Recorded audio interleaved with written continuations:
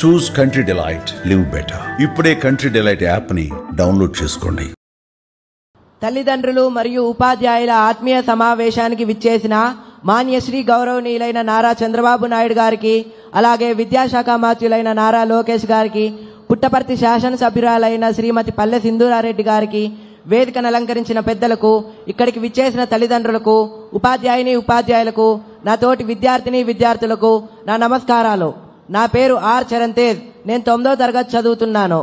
పద్మాకరం దినకరో వికసం కరోతి, చంద్రో వికాసైతి కైరవ చక్రవాలం, నా అభ్యర్థితో జలధరోపి జలం దదాతి, సంత స్వయం పురోహితే విహితాభియోగా.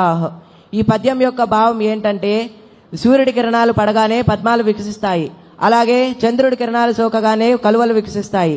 మేఘుడు మనం అడగకుండానే వర్షాన్ని ఇస్తాడు. మీలాంటి పెద్దవాళ్ళు ప్రజలు అడగకుండానే సహాయం చేస్తారు సార్. ఇవి గొప్ప వాళ్ళ యొక్క లక్షణాలు. మన రాష్ట్ర ముఖ్యమంత్రి వర్యులు ఎంతో గొప్ప ఆలోచనతో, ఏ పిల్లవాడు విద్యకు దూరం కాకూడదన్న గొప్ప సంకల్పంతో తల్లికి వందనం అనే పథకాన్ని అమలు చేశారు. ఒక్కో విద్యార్థికి 15,000 చొప్పున ఆర్థిక సహాయం చేశారు. కుటుంబంలో చదివే విద్యార్థులు ఎంతమంది ఉంటే అంతమందికి తల్లికి వందనం అందజేస్తున్నారు. మా గృహం నందు కూడా మేమిద్దరం తల్లికి వందనం లబ్ధి పొందాం సార్. నారా చంద్రబాబు నాయుడు గారు ప్రభుత్వ పాఠశాల మరియు ప్రైవేట్ పాఠశాల అతని 2 కళ్ళుగా భావించి రెండిటికి సమన్యాయం చేయాలన్నటువంటి ఉద్దేశంతో ప్రైవేట్ పాఠశాలలో చదువుతున్న విద్యార్థులకు కూడా తల్లికి వందనం అందజేస్తున్నారు. 1వ తరగతి నుంచి 12వ తరగతి వరకు చదువుతున్న ప్రతి విద్యార్థికి తల్లికి వందనం అందజేస్తున్నారు. ఈ సందర్భంగా నేను నా ఫ్రెండ్ వాళ్ళ జరిగిన ఒక ఫ్యామిలీ ఇష్యూ మీకు చెప్పాలనుకుంటున్నాను. నా ఫ్రెండ్ వాళ్ళ ఫ్యామిలీ చాలా పూర్ ఫ్యామిలీ. వాళ్ళ ఫ్యామిలీలో టోటల్ 5 మెంబర్స్ ఉంటారు.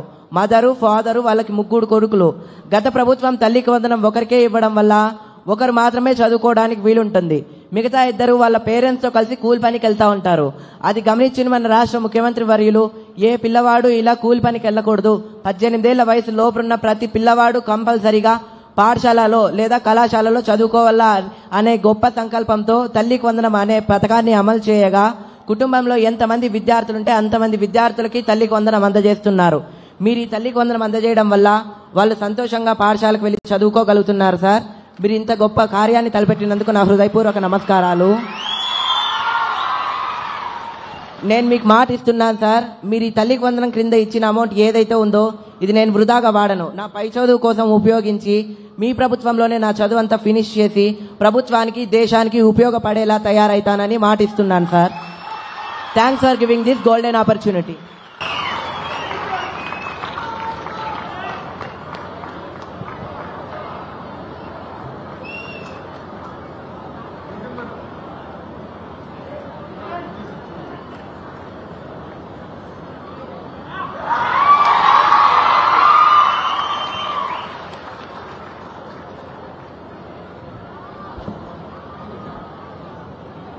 ఎంతో చక్కగా మాట్లాడిన చరణ్కి మా కృతజ్ఞతలు.